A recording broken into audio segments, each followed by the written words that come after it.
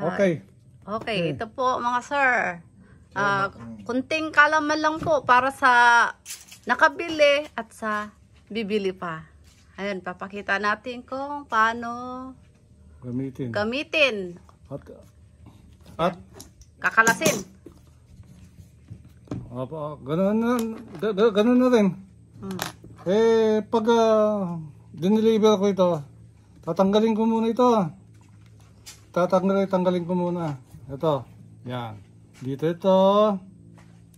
Bago i-deliver, tatanggalin yung bat. Para maliit lang ang balot niya. Tatanggalin mo na yung bat Yan. niya. Hindi maluwag na yung mga screw niya. Tapos bubunutin lang yan. Di, wala na.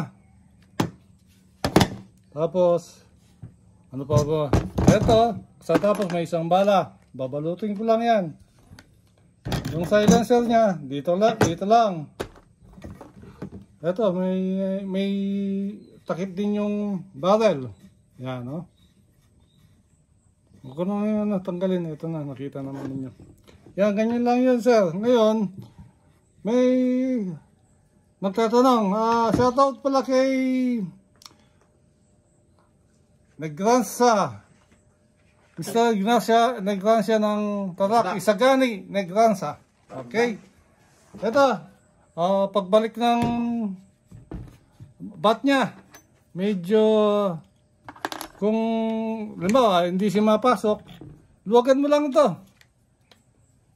Luwagan mo. Luwagan pa. Tapos ipasok mo na dito. Yan, ayan. Bumalik na. O, yan. Tapos higpitan lang. Yan. Kasi bago po, pag binabalot po, nakatanggal po ito. Oo. Matanggal yan. Oh. Yung balot para maliit lang ang balot. Para Higpitan lang mga screw para buo na siya.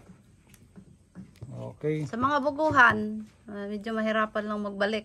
O yan. Ayan. Buo na uli. Silencer.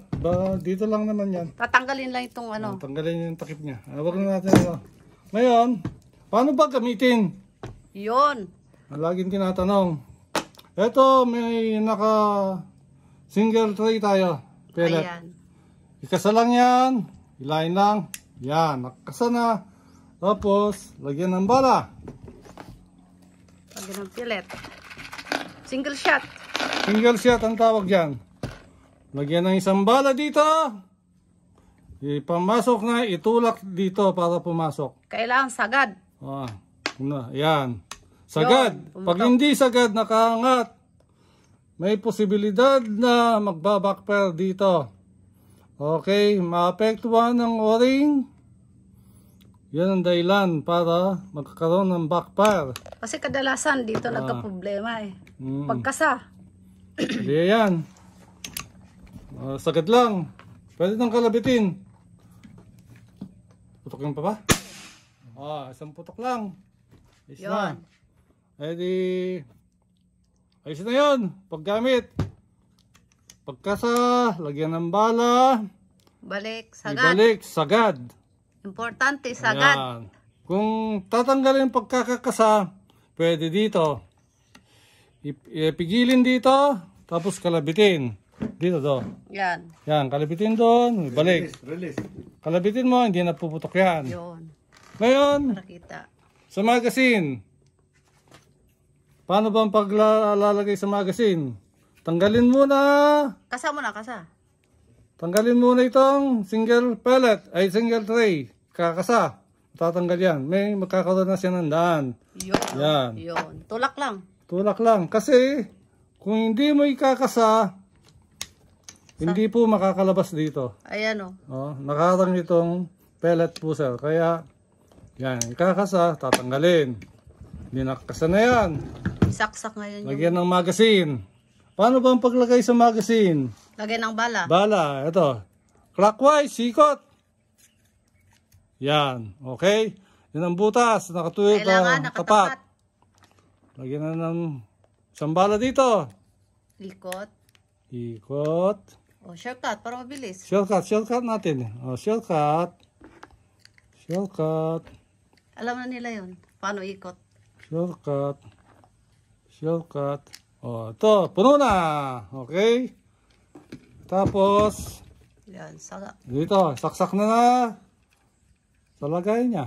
Ito na, oh. Ayan. nakakasaya na, May ano dito, may daan siya, guide. Papasok mo lang yan. Okay. Tapos, pag tinulak, yan. Nakatulak na siya. Pasok na kagad yung sambala. Ngayon, nangyari nagbago isip mo, ayaw mo siyang paputukin. Pwede siya. Huwag mo siya dito i-decacking tulad ng ginawa ko kanina. Dito sa kabila siya i-decacking. Pipigilan ito, tapos kakalabitin. Yan, hindi na siya puputok kahit kalabitin mo. Di yung nagka-problema, nagkapatong-patong yung bala. Hindi mo, sige, tapusin ko. Eh di, pag kasa uli, huwag nandito ikakasa. Dito sa kabila, dito na rin ikakasa. Yun. Yan, nakakasa. Ngayon, may isang bala siya nakapasok doon. Pag dito mo decacking, o tanggalin ang pagkakakasa, magdadalawa ang bala. Ilayin mo ito, tapos pagtulak mo, sasama na naman ng isa, magiging dalawa na ang bala. Doble na nun. O, doon nababara ito. Okay? Kaya, isa-isa mong bala lang. Doon nagka-problema Ngayon, lagi. decacking ko ulit. Paputokin ko na muna. Tanggalin ko na muna yung bala. Ayan. Okay? Lakas. Ngayon, meron pa nagtatanong. Tanggalin ko na muna itong Tanggalin ang magazine. Kasa? Okay. Tapos tulak lang dito.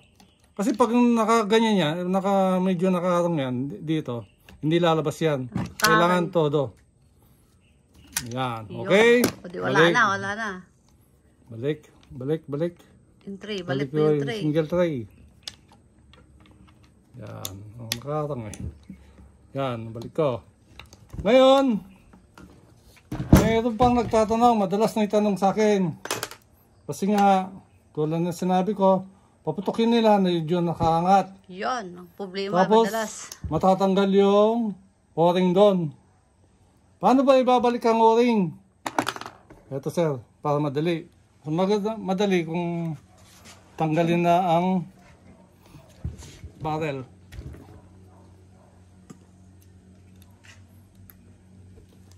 Parang makakasilaw. Yan. Tanggalin ang barrel. Dito kaya. Yan. Silaw, no? Tanggalin ang barrel. Against the light kata eh. Dito ako sandali. Sige. Lipat lang. Okay. Tatanggalin lang ang barrel sa mga sir. Yan. Yan. Pwede mo. Ganito lang pagtanggal sa barrel. Ay, fit pa.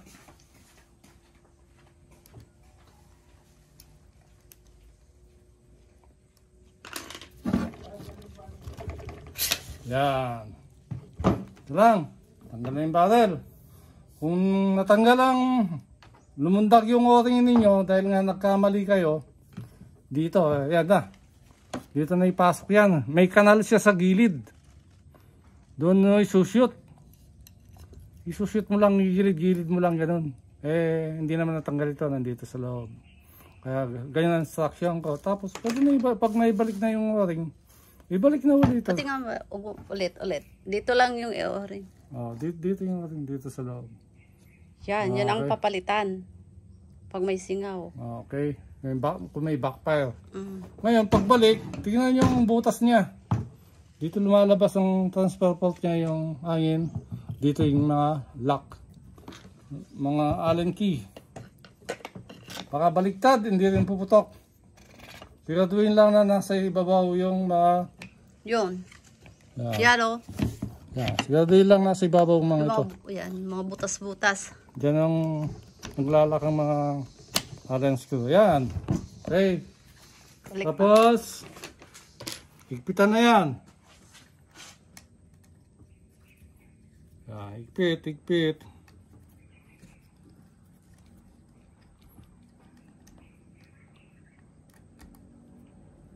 Ano pang tanong? Wala na ba kayong ibang tanong? Ano bang madalas nirereklamo?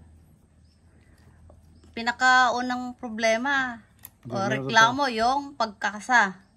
Diyan tayo nagka-problema, lalo na sa mga baguhan. Yan, higpitan muna lahat yan. Pagka hindi nasagad yung pagbalik, ang ano lang, problema, singaw. Hindi okay na yan, tapos na. Ngayon, paano ba, halimbawa nagkasingaw ang airgun, paano ba natin malalaman? Troubleshooting. Halimbawa, may singaw dito, malalaman natin lagyan ng sabon. Bula. Bula ng sabon. Pag nilagyan naman bula ng sabon yan, may singaw, itutulak yung sabon. Makikita mo naman, magbubula, itutulak. Ganon din dito sa gauge niya. Lagyan mo rin ng bula dyan. Sa gilid. Gilid. Makikita mo naman. Yung bula, bumubula. Yung bula, bumubula, itinatabi. Tinutulak Tapos, yung bula. Isa pa, para malaman mo kung may singaw, para malaman yung sa bulb niya. O sa bulb na, sa firing pin. Ibabad sa tubig ito. Kung may lumalabas na bula, yun, may singaw yun. Okay? Ano, kailangan may karga. Oo, kailangan may karga. Ito may karga ito eh. Kaya lang hindi ko mapakita yung sample, pati tanggalin ng laman dahil di-deliver na ito eh. Nandito po kami sa Cavite. Di-deliver lang sa Laguna ang mga ito. Yan. Dito din, lagyan din ng bula. Yan. Pati dito sa ilalim. Tingnan mo kung bumubula din. Kung tinataboy rin ng bula. Ibig sabihin nun may singaw. May singaw yun. Laging check lang po mga yan. Ganon din naman po yung ginagawa ko kapag dinideliver na sa inyo. I-check muna yung mga yan. Hindi naman pwedeng ano kagad. Pabalot. I-balot at i-deliver kagad. Tapos sa silencer, may nagiging problema din dito. Paglagay mo, tagal ito. Tagal tanggal yan. Paglagay mo, itong silencer, kapag may problema, sumasayad ang bala. Sumasayad siya. So, anong solusyon? Ang nagiging solusyon natin, halimbawa, may scope na siya, tapos sa target mo hindi tumatama, maaaring isang dahilan sa silencer. Okay, kung dito naman, hindi naman siguro ang kakaroon ng problemang malalayo ang tama. Pag malalayo ang tama, ibig sabihin, silencer, may sayad. Sumasayad. Yung public niya sa loob, lumalabas. Tumatama doon ang bala. Yung Kaya himulmol. yung himulmol. Tumatama sa himulmol, kakaroon ng iba ang direksyon ng bala. Yun ang isang dahilan. Pangalawa, baka hindi nakaline. Okay?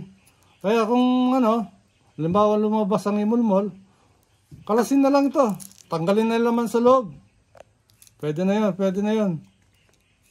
Nakatred lang naman yan eh.